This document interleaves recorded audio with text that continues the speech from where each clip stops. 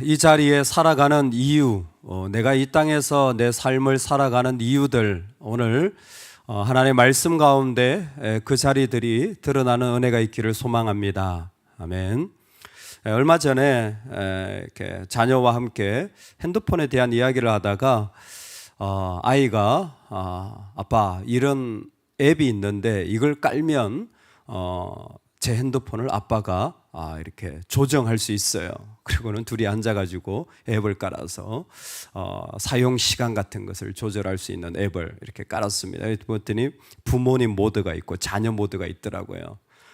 그래서 이렇게 시간을 조정하고 있는데 뭐 이런 이야기를 하다가 이렇게 그 앱이 좋은 게 자녀가 어떤 앱을 많이 쓰는지, 하루에 몇 시간을 쓰는지 다 나오더라고요. 그래서 이런 걸 많이 쓰는구나. 근데 이렇게 들여다보니까 자녀 것만 나오는 게 아니라 부모님 것도 나오는 거예요. 제 것도 나오는 거예요. 그래서 저도 제 거를 이렇게 딱 확인해 보니까 어머나, 여러분 핸드폰 뭐 쓰시는지 적나라하게 다 나오는 줄로 믿으시기 바랍니다. 하루에 내가 핸드폰을 몇 시간 사용하고 제일 많이 쓰는 건 뭐고 거기에 쫙 다 나오는 거예요. 어제 깜짝 놀랐어요. 내가 이걸 의외로 이렇게 많이 쓰고 있구나, 이런 곳에 시간을 이렇게 많이 빼앗기고 있구나, 깜짝 놀랐어요.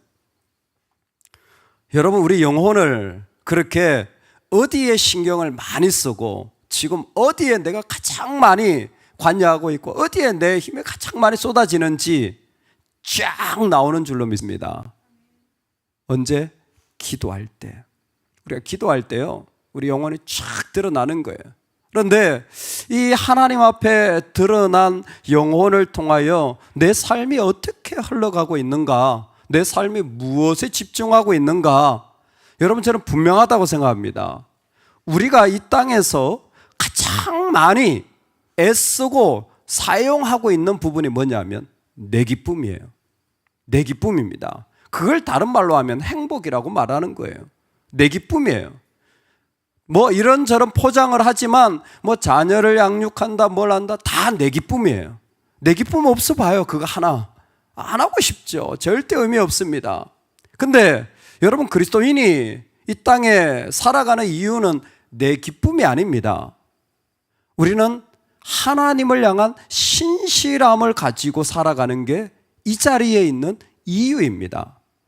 할렐루야. 여러분, 내 행복이 아니라 하나님을 향한 신실함, 거룩의 자리를 살아가라고 오늘 이 자리에 부르신 줄로 믿습니다. 그래서 내 영혼을 스캔을 쫙 해봐야 돼요. 과연 나는 어디에 지금 초점이 많이 맞춰지고 있는가? 하나님을 향한 신실함의 자리에 내가 서 있는가? 아니면 그곳에 여전히 내 기쁨을 위한 마음들이 내 가운데 계속해서 채워지고 있는가? 시편 기자가 마음이 어렵습니다. 얼마나 다급한지 세 가지가 반복되는데 1절에 보면 하나님 하고는 들으시옵소서, 기울이시옵소서, 응답하소서. 아마 다윗의 마음에 어려운, 삶의 어려운 일들이 다가온 것 같아요. 이와 같은 응답하소서라는 말은 7절로 가면 동시에 속히 내게 응답하소서라고 말하며 또 숨기지 마소서라고 말하며 내가 두려워하나이다 라고 말하며 하나님 앞에 빨리 하나님이 나를 건져주실 것을 강조하고 있습니다.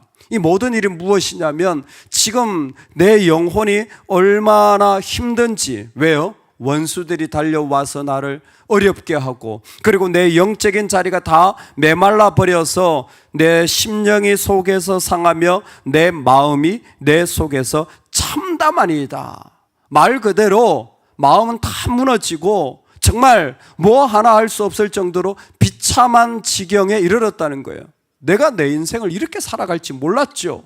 내가 이런 자리에 있을지 몰랐죠. 어떻게 이런 일이 생깁니까? 하나님, 바로 그와 같은 다급한 마음이 이 다윗의 마음에 가득한 거예요. 그때 뭐합니까?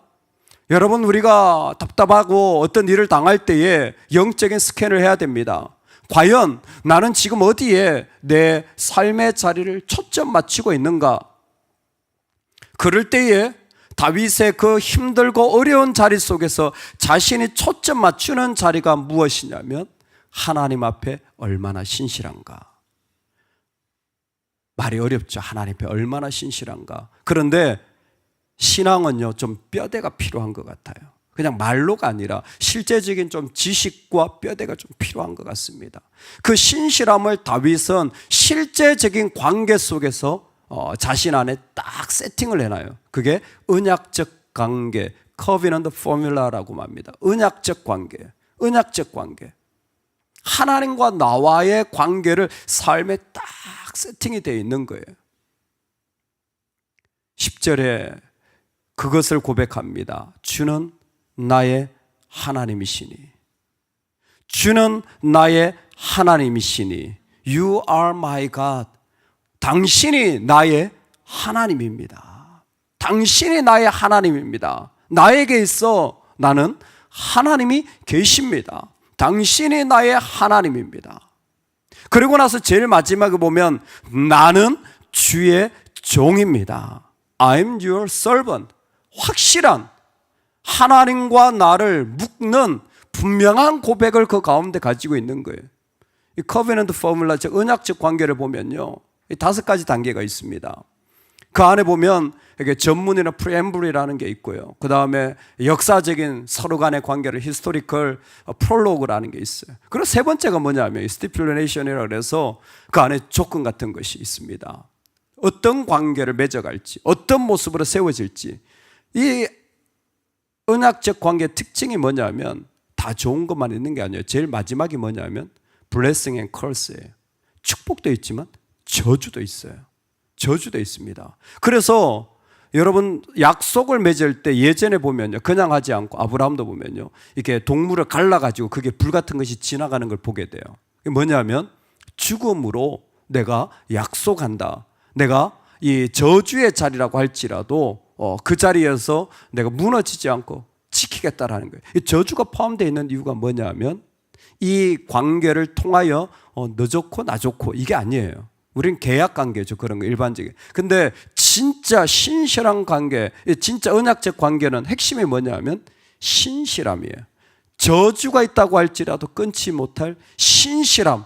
그러니까 어떤 어려움, 저주의 일들이 온다고 할지라도 뭐예요? 나와 하나님과의 관계는 끊을 수 없다라는 겁니다. 이건 내 안에 딱 세팅되어져 있는 가장 깊은, 나는 어떤 자리에 서느냐?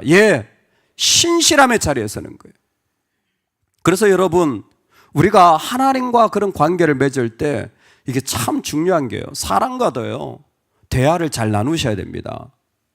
무슨 하나님의 일을 한다고 할 때 믿음 없는 사람과 대화를 나누면요, 믿음 없는 일이 나와요. 믿음 없는 일이 나온다니까요. 결과는 뻔합니다. 하나님을 경외하지 않고 신실하지 않은 자와 따라가면요, 결과는 뻔해요. 그쪽으로 갈 수밖에 없어요. 근데 내가 신실함을 지키고 싶다면, 내가 어떤 자리에 서야 하는지 분명히 이유를 가지고 있다면 대화 자체가 달라져야 됩니다. 뭐예요? 아무리 합의를 했다고 할지라도 하나님 앞에 신실함을 지키지 못할 것 같으면 나는 그 자리에 있으면 안 되는 거예요. 나는 그 자리에 설 수 없는 겁니다. 할렐루야. 내가 그 사람들과 좋은 관계 지내고 싶다면, 행복한 가정 만들고 싶다면, 행복한 관계를 만들고 싶다면 그렇게 가면 돼요. 근데 내가 있어야 할 이유가 신실함이라면 다 합의를 했다고 할지라도 그게 하나님께 내가 약속을 지키지 못하는 길이라면 나는 갈 수 없는 겁니다. 코로나 기간에 대면 예배 금지하는 법안을 조례죠, 조례. 지방 조례를 전국적으로 다 승인을 했지만 최근에 벌써 몇 달 전부터 시작해서 지금 전부 다 법원에서 불법이다 판결 계속 나오고 있습니다. 전국적으로. 어떻게 보면 상황적으로는 할 수밖에 없는 일이죠. 그러나 우리가 지켜야 할 선은 있다라는 것입니다. 인간이 지켜야 할 선은 있다라는 것입니다. 그게 뭡니까? 나는 신실함의 목적인 자예요. 내가 그 자리에서 인정받고 박수받고 잘 사는 게 아니라 신실함이 나의 목적이라는 겁니다. 지금 다윗의 마음에 이 어려움을 당할 때 내 영혼이 비참해진 거예요. 그런데 다윗은 비참하지 않게 해주세요. 예, 나도 좀 기쁘게 살면 좋겠습니다. 그럴 수 있습니다. 근데 다윗은 그걸 끄집어내는 게 아니라 뭐냐 하면 나의 하나님, 나는 그 앞에 서고 싶습니다. 그리고 나는 주의 백성이 되어지고 싶습니다. 그 자리를 통하여 하나님 앞에 나가고 싶은 거예요. 그래서 1절에 보면요, 제일 먼저 기도를 할 때 하나님에 대한 선언을 합니다. 전문이죠. 프리엠블입니다. 하나님 어떤 분이냐면 진실과 의로 내게 응답하소서. 진실과 의로 내게 응답하소서. 이 땅에 있으면서 공의, 하나님의 제다카가 정말 이루어지기를 원한 것입니다. 이 땅에서 다른 것이 아니라 하나님, 다른 어떤 삶의 자리가 아니라 우리 한 사람, 나를 통하여 하나님과의 관계가 일어나고 은혜가 흘러가도록 하나님이 우리를 그 자리에 부르신 거예요. 솔로몬에게 찾아온 서바 여왕의 한 이야기입니다. 당신을 왕으로 삼은 것은 정의와 공의를 행하게 하셨나이다.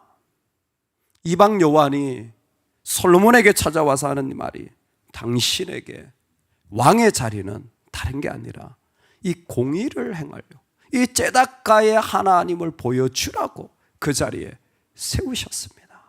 당신이 그 자리에 있는 이유는 똑똑한 게, 큰 나라 만드는 게 아니라 당신이 그 자리에 있는 이유는 하나님이 계심을, 하나님의 공의를 당신을 통해서 은혜가 흘러가는 존재로 세우셨다라는 거예요.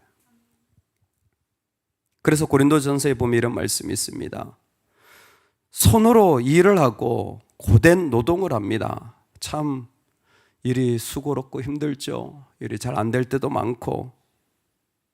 하지만 우리는 욕을 먹으며 도리어 축복하여 주고, 박해를 받으면 참고, 비방을 받으면 좋은 말로 응답합니다. 욕을 먹으면 도리어 축복해 주고, 박해를 받으면 참고, 비방을 받으면 좋은 말로 응답해 줍니다. 그렇게 우리는 세상의 쓰레기가 되었고 만물의 찌꺼기처럼 되었습니다.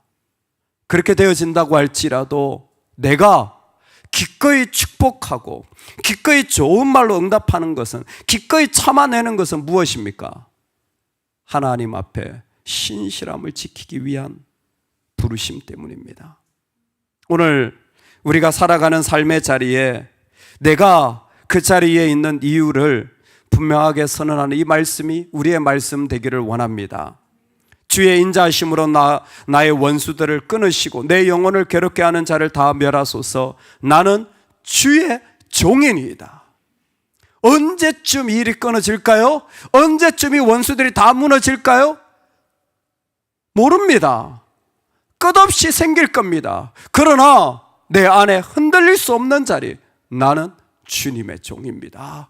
나는 당신의 것입니다. 나는 이 땅에 있는 한 번의 이 호흡을 통하여서, 한순간의 삶의 자리를 통하여서 나는 신실함, 당신 앞에 나아가는 이 자리를 지키는 삶입니다. 우리 온 마음으로 선포할 수 있기를 간절히 축원합니다.